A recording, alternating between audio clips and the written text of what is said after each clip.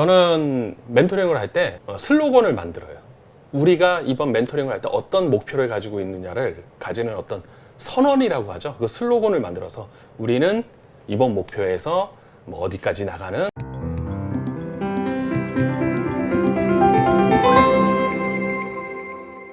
네, 안녕하세요. 저는 한국영화감독조합 소속의 영화감독 하원준입니다. 반갑습니다. 사람들과 말을 할 때 어떻게 하면은 내 의견이 잘 전달되고 그 사람이 나의 의도를 잘 알까, 이 부분들에 대한 충돌 현상들이 많이 발생을 합니다. 그래서 모든 갈등이 말에서 시작이 되고 말에서 끝나는 거죠. 제가 좀 재미있는 말씀을 드리자면, 사람마다 보통 어떤 사물이나 물체를 눈으로 본 다음에 그게 마음속에서 들어가는 생각들이 다 다른 거거든요. 예를 들자면 바나나가 있다 그러면, 이 바나나는 요리사일 경우에 이 바나나를 보자마자 어떻게 요리할 것인가에 대한 요리 레시피가 생각이 나잖아요.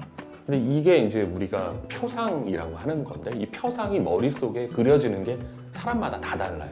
어떤 단어가 가지고 있는 그림이 다 다른데, 이 멘토링을 할 때 멘토가 멘티의 머릿속에서 어떤 단어가 그려지는지를 미리 좀 이해하고 알아야 대화가 될 텐데, 그게 안 맞으면 이해 충돌이 되는, 그게 이제 최악의 멘토링으로 가는 길이 될 수 있죠. 뭔가 합의될 수 있는 그림들을 생각하는 것, 이 과정이 좀 중요합니다. 이 부분들의 말을 어떻게 그러면 연습을 하면 다른 사람들과 소통이 좋으냐. 먼저 이제 스마트폰을 활용해서 시나 수필이나 이런 부분들의 한 페이지, 어떤 한 단락을 녹음을 하면서 들어보면 좋아요. 처음에 들어보면 자기 목소리가 어색하게 들리죠. 근데 시간이 이제 지나서 자꾸 듣다 보면 자신이 어떤 식으로 말을 하는지, 빨리 해야 되는 부분에 느리게 하고 느리게 해야 되는 부분에 빨리 하고, 이게 막 엉켜있는 걸 느낄 수가 있습니다. 그런데 이 듣는 사람의 경청의 태도에 문제가 있으면 보통 머리에 작은 생각들이 계속 작용을 하게 되거든요. 이 작은 생각들이 계속 끊임없이 크게 작용하면 그 사람의 이야기를 경청하는 게 문제가 있는 거죠.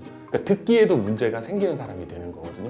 그래서 짧게 두 사람이 얘기를 할 때 어떤 얘기를 하면 듣고 다시 그 얘기를 재방송하듯이 얘기하고 또 그 얘기를 얘기하고 하는 식으로 되뇌이고 되새기면은 어떤 이야기에 듣는 것, 반응해 주는 것, 이런 것들이 굉장히 좋아진다고 알고 있습니다. 상징끼리 서로 주고받으면 거기에는 오류라든가 그 격차가 생겨요. 그러니까 저 사람이 생각하는 사랑과 내가 생각하는 사랑이 다를 수가 있는 거죠. 근데 어떤 특정하는 장면을 보면 이게 사랑이다 그러면 또 동의가 되는 거죠.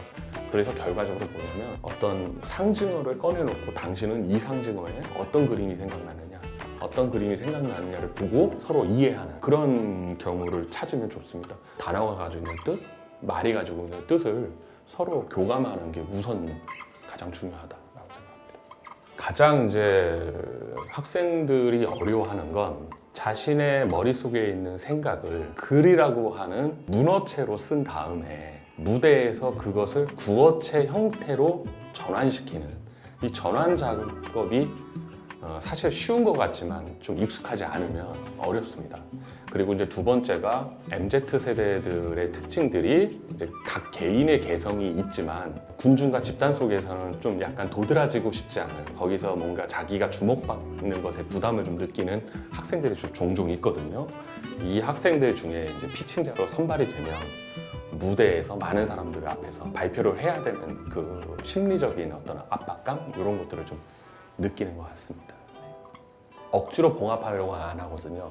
예를 들어서 한 5명이 활동하는 조가 있는데 한 친구가 문제가 좀 있어요. 활동에 문제도 있고 또 적극성도 문제가 있다. 그런데 이 4명의 친구들이 이 한 친구 때문에 어려움이 있다면 저는 이 한 친구를 조에서 떼어냅니다. 분명히 떼어내요.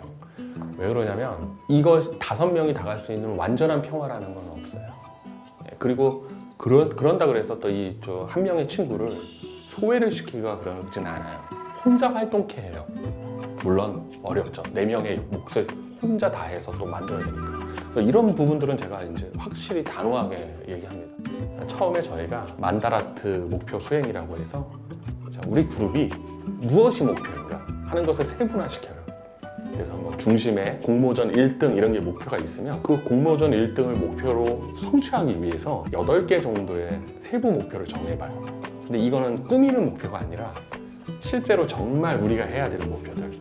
그럼 그 안에 보면 뭐 늦잠 자는 거 조금 일찍 일어나는 거, 뭐 하는 거 이런 거 있거든요. 뭐 이런 것들을 전부 다 알아서 행동 하나하나씩을 전부 체크해 나가면 이제 학생들하고 마음이 맞고 나갈 수 있는 거죠.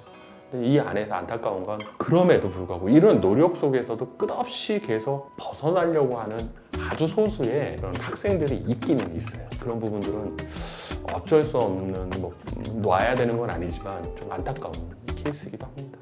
이제 예전에 그런 말이 있었어요. 청년들에게 열심히 해보라는 서장훈이 있고 청년들에게 조금 쉬어가라는 김제동이 있는데, 감독님은 어느 쪽을 좀 선호하시는 편이세요? 김제동에게 조금 한 표를 던질 수 있다고 생각하는 이유가 있습니다. 청년의 특권 중에 하나는 게 노는 거예요. 놀지 못하는 청년은 노는 욕구를 나중에 풀게 돼 있어요. 청년 시절에 안 놀면 언제 놀죠? 근데 이제 그 놀이가 유흥적 놀이가 아니라 그 안에서 자기의 길을 찾는 놀이가 나오겠죠. 가장 중요한 거는 자존감인 것 같아요. 청년분들에게서 이제 좀 자존감을 올릴 수 있는 어떤 감독님만의 노하우가 있을까요? 자신이 괴로운 일이 많고 실패를 많이 겪게 되고 좌절하면 세상이 아름답게 보일 수가 없어요. 오히려 그런 쪽에서 봤을 때 세상에 기쁘고 아름답고 뭐 멋지고 이런 모습만 보는 게 아니라 세상을 이루는 다양한 감정을 좀 이해를 했으면 좋겠어요. 우리가 보통 5욕 7정이라고 하거든요. 5가지의 욕망과 7가지의 감정이라고 이야기하는데, 이 안에서 아름답고 추하고 또 굉장히 편하고 불편하고 빛나고 어둡고 혹은 상승하고 하강하고 그리고 또 빠르고 느리고 이런 것들을 자꾸 보면서 그것을 내가 어떤 태도로 지금 느끼느냐, 그 느낌을 솔직해져야 되는 거죠. 느끼는 걸 그대로 솔직히, 그러면서 공감을 하다 보면 이상하게 거기서 나하고 공감이 맞는 사람이 있거든요. 그런 사람들하고 같이 일하게 되고 계획을 세우면 그때부터가 출발이 되는 것 같습니다.